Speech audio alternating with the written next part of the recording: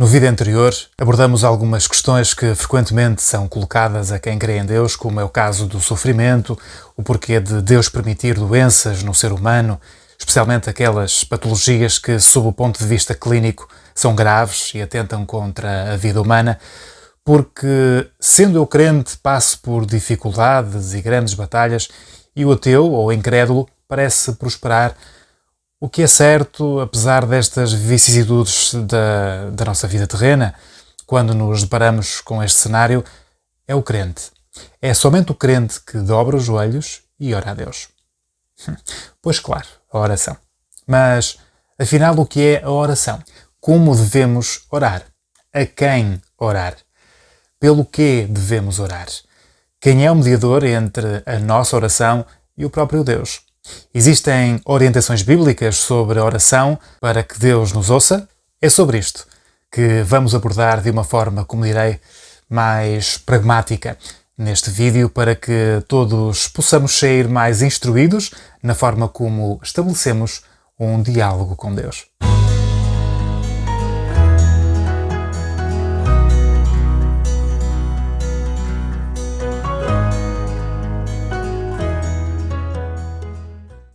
Eu recordo-me de ler um livro do autor George Müller, que, muito resumidamente, em algumas palavras, tendo nascido na Alemanha, cedo se deslocou para o Reino Unido e, após ter sido preso por furtos, ainda muito jovem, viria a fazer parte de um grupo de amigos cristãos que se reuniam para estudar a Bíblia.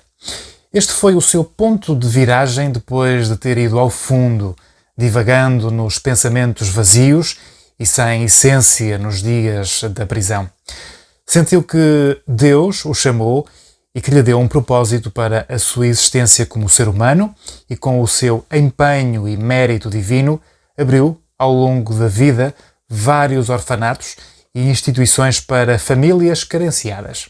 Só George cuidou de 10.024 órfãos durante a sua vida, ele próprio, e forneceu oportunidades educacionais com 117 escolas que ofereciam educação cristã a mais de 120.000 alunos por ano. Até aqui, além da atitude louvável do Sr. Müller, quer-me parecer que seria apenas um homem com iniciativa que, após a sua conversão, definiu nestes moldes a sua vida.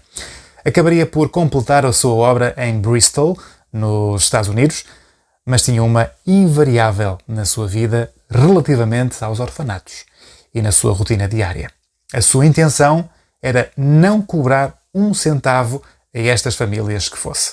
E mais, que para isso, este homem acordava diariamente e ininterruptamente às 5 da manhã para orar a Deus, com o intuito de que o Senhor pudesse suprir todas as necessidades daqueles orfanatos. Agora que estamos por dentro desta história da vida real, qual ou quais as questões que imediatamente surgem? Vou ter que acordar às 5 da manhã para orar? Vou ter que orar 3 horas seguidas? Como é que Deus me ouve? Se toda a gente pode orar, porque é que só alguns pedidos são atendidos? Bem, em primeiro lugar, posso garantidamente dizer-lhe que Deus não lhe pede para viver a vida de George Müller, mas sim a sua própria vida. Este é o ponto de partida para o nosso assunto de hoje. Repare que existem experiências relatadas ao longo da existência do homem, sendo cada uma delas ímpares, com a sua própria variável, a sua variável diferenciadora das demais. Mas há alguns pontos comuns a saber. Primeiro, a dependência de Deus, através da oração como instrumento, digamos assim, para a recepção de orientações que vem lá do alto. Segundo ponto, através da obra da pessoa, possamos exaltar não o indivíduo em si, mas o Deus que está por detrás dessa pessoa. Torna-se assim importante que as pessoas tenham frutos da presença de Deus nas suas vidas, colocando-se na sua total dependência em fazer a sua vontade. Volto a frisar, a fazer a sua vontade. O maior exemplo de submissão à vontade de Deus foi do seu próprio Filho, Jesus. O Senhor viveu uma vida de oração. Jesus, para além de ser Deus que se fez homem, orava porque tinha consciência do seu próprio vazio e da necessidade de comunhão com o Pai. Orava porque reconhecia a incapacidade de entender as Escrituras sem a iluminação do Espírito Santo. Orava porque reconhecia as suas limitações e da necessidade de revelação. Orava simplesmente por gratidão, por ser um ser abençoado. Orava porque pretendia, em primeiro lugar, saber e fazer a vontade do seu Pai. E, saindo, foi como de costume para o Monte das Oliveiras e os discípulos o acompanharam. Chegando ao lugar escolhido, Jesus lhes disse: orai para que não entreis em tentação.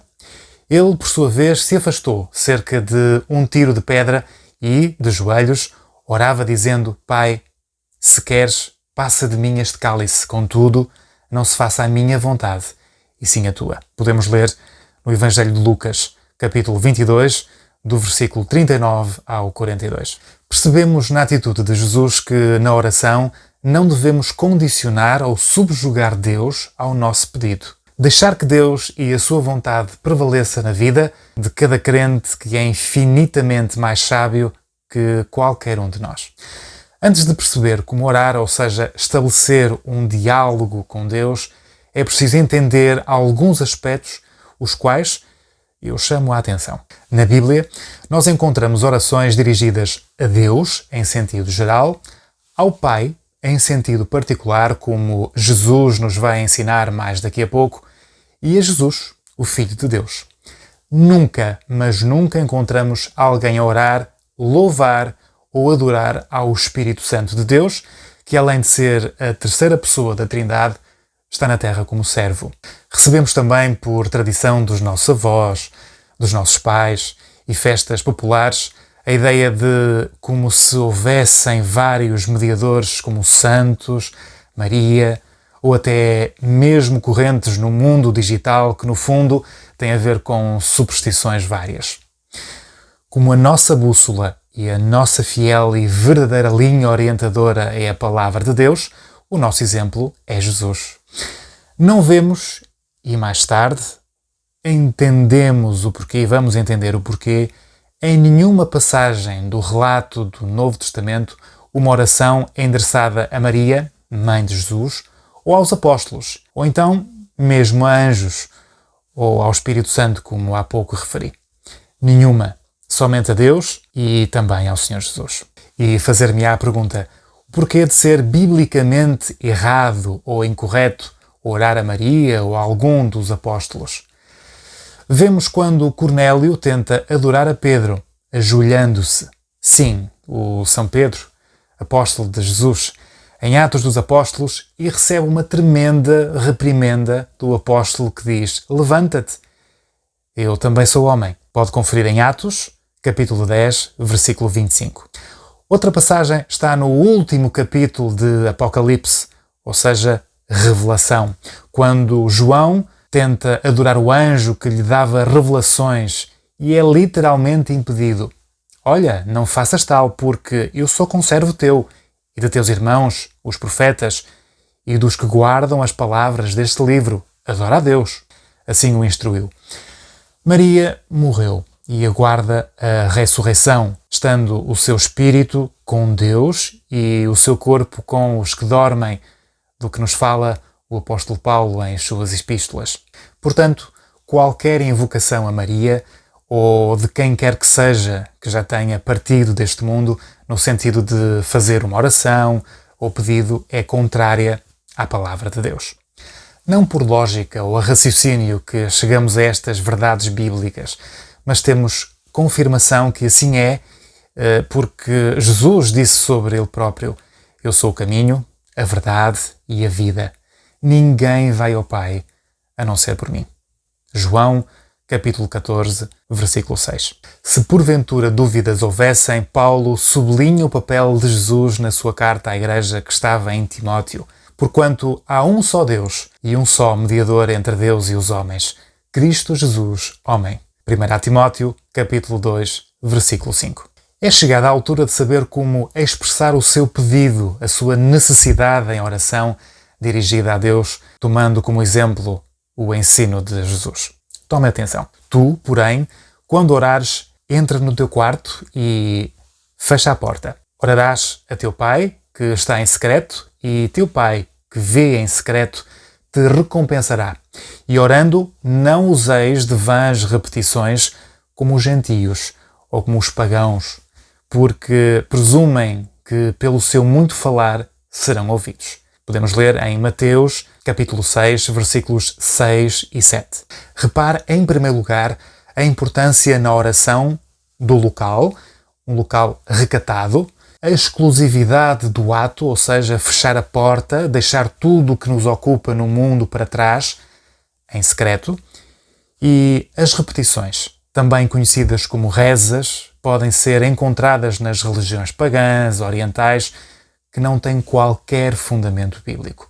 Numa reza repetitiva são usadas frases pré-definidas que não têm relação direta com a necessidade daquele momento. As frases são usadas como palavras mágicas e não como pedidos de ajuda. Já uma oração é uma conversa com Deus, apresentando um pedido específico ou uma necessidade. Não há nada de errado em apresentar um pedido mais do que uma vez, com as mesmas palavras.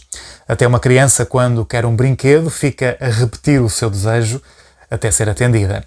Ela não usa de uma frase genérica para repetir, pois os seus pais não saberiam que presente lhe dar. Outro argumento, por vezes utilizado por quem tem o hábito de recitar rezas, é que muitas destas são passagens bíblicas e trazem muito proveito quando repetidas. Porém, repetir a palavra de Deus não é falar com Deus, é ouvir o que Ele diz. Uma oração é falar com Ele, recordar a sua benignidade, misericórdia, a sua graça e também apresentar as nossas dificuldades, as nossas fraquezas e necessidades. Como estas coisas diferem de pessoa para pessoa, não existem duas orações completamente idênticas. Portanto, vós orareis assim: Pai nosso, que estás nos céus, santificado seja o teu nome. Venha o teu reino, faça-se a tua vontade, assim na terra como no céu. O pão nosso de cada dia dá-nos hoje e perdoa-nos as nossas dívidas ou ofensas, assim como nós temos perdoado aos nossos devedores. E não nos deixes cair em tentação, mas livra-nos do mal, pois teu é o reino, o poder e a glória para sempre. Amém. Lemos assim a oração em Mateus, capítulo 6, do versículo 9 ao 13. Porque Jesus ensina aqui o Pai Nosso, que é repetido por milhões de pessoas.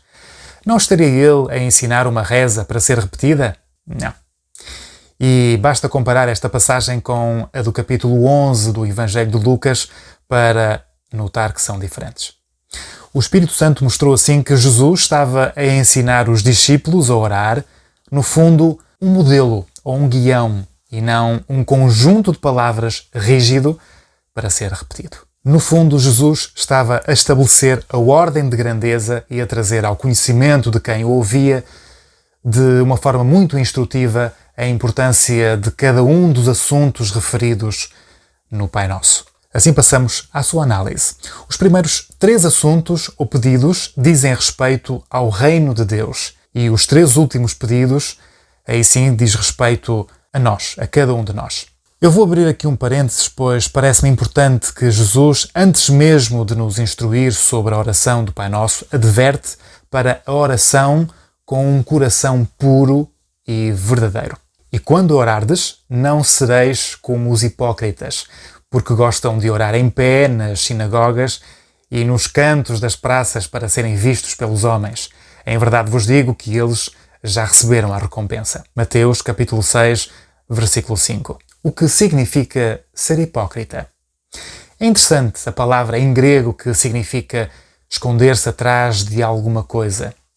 Por curiosidade, o sentido da palavra hipócrita foi atribuído em primeiro lugar aos atores no teatro antigo, que quando se apresentavam ao público usavam aquelas máscaras sorridentes com aquelas hastes de madeira que a permite suster e que, mesmo estando a chorar ou o ator podendo estar a chorar com raiva ou apenas triste, apareciam sempre como uma face sorridente devido a essa tal máscara. Então esses atores foram chamados de hipócritas, porque escondiam o que realmente eram e sentiam com uma máscara que servia apenas de fachada. São 6 os pontos que devemos ter em consideração numa oração segundo o Pai Nosso. Primeiro, glorificar a Deus, santificando o seu nome pela sua benignidade, pela sua graça e pela sua tão grande salvação. Por isso é que Jesus disse: Pai nosso que estás nos céus, santificado seja o teu nome. Segundo ponto, que o reino seja instaurado na nossa vida pela pregação e pela expansão do seu reino neste mundo. Daí a segunda parte da oração. Terceiro ponto, como já vimos, fazer a sua vontade, em detrimento da nossa própria vontade. Porque Ele tem um propósito, uma vontade para cada um de nós, porque no céu está já neste momento a ser feita a vontade pelos anjos e por aqueles que o Senhor já salvou. Quarto ponto. Agora e por último, vêm os pedidos individuais de cada crente, como o da satisfação das necessidades básicas, pelo pedido do pão nosso de cada dia, e é o pão e não o pudim e até mesmo a manteiga. Tudo isso já é pela graça e misericórdia, o que é acrescentado além do pão. E em quinto e sexto lugares vem o perdão e a proteção. Ou seja, fala-nos de livramento do mal ou do maligno, e agora sim é neste momento que podemos colocar as nossas necessidades diante do Senhor. Temos os 3 primeiros pontos e os 3 últimos pontos. Sistematicamente e resumindo, 3 primeiros pontos têm a ver com a parte espiritual e de louvor e agradecimento ao Deus Pai, e as 3 últimas partes, digamos assim, os 3 últimos pontos, diz respeito às nossas necessidades, que é o pão, proteção e o perdão. O verdadeiro crente é aquele que tem o coração totalmente permeável à vontade de Deus, disposto a fazer a vontade do Pai Celestial, não de homem algum, mas de Deus. Imagina agora que está diante do seu melhor amigo ou da sua melhor amiga com o seu carro e que até porventura está a precisar que lhe empreste a sua viatura. Só no momento em que lhe confia as chaves do seu carro é que o seu conhecido levará a viatura e terá todo o cuidado no seu manuseamento, porque é o seu carro e é emprestado. Orgulho e a autossuficiência são a receita certa para o desastre. Se olharmos para o mundo na atualidade, quer pelas televisões, quer pela comunicação social em geral, quer também, em grande parte, pelas redes sociais, constatamos quanto tempo, energia e esforço nós gastamos a tentar nos certificar de que toda a gente sabe o quanto somos bons, o quanto somos fortes, inteligentes, ágeis, competentes, capazes e bem resolvidos. E quanto esta postura arrogante nos consome. Mas quando os holofotes caem e as luzes se desligam e ficamos sem chão, ficamos cara a cara com aquilo que somos, admitindo a nossa impotência, e então é nesta fase e é nesta fase-chave que descobrimos que Deus é por nós e conosco, se nós quisermos. Jesus diz: eis que estou à porta e bato. Se alguém ouvir a minha voz e abrir a porta, entrarei em sua casa e com ele cearei e ele comigo. Apocalipse, capítulo 3, versículos 17 a 20. Este tema que acabei de abordar serve de ponte para a última parte deste vídeo. Deus não está minimamente interessado em disciplinar o incrédulo, por isso o deixa seguir o seu caminho. Porque prospera o ímpio? Esta pergunta Jeremias faz há séculos assim. Porque prospera o caminho dos ímpios e vivem em paz todos os que procedem aleivosamente ou perfidamente, que é como quem diz, e vivem em paz todos os que enganam, todos aqueles que praticam a iniquidade. Jeremias, capítulo 12, versículo 1. A explicação é que Deus permite que o ímpio prospere porque na sua ganância está a sua queda. E este é um dos problemas da chamada teologia da prosperidade, tão anunciada pelos modernos pregadores nas rádios, nas televisões, em muitas igrejas, evangélicas ou não, que prometem prosperidade àqueles que fizerem contribuições em dinheiro ou cumprirem tudo o que eles determinam nas suas pregações. Ora, a grande maioria dos milionários jamais pensou em Deus. E mesmo assim enriqueceram, logo não existe qualquer fundamento para a ideia de que as riquezas vem como recompensa de uma vida de obediência a Deus. Apesar de ter sido essa a promessa dada ao povo de Israel no Antigo Testamento, cuja esperança estava na terra, não no céu, como hoje tem a Igreja. Uma das formas de nos inteirarmos como as provas nos beneficiam é descrita na primeira carta de Pedro.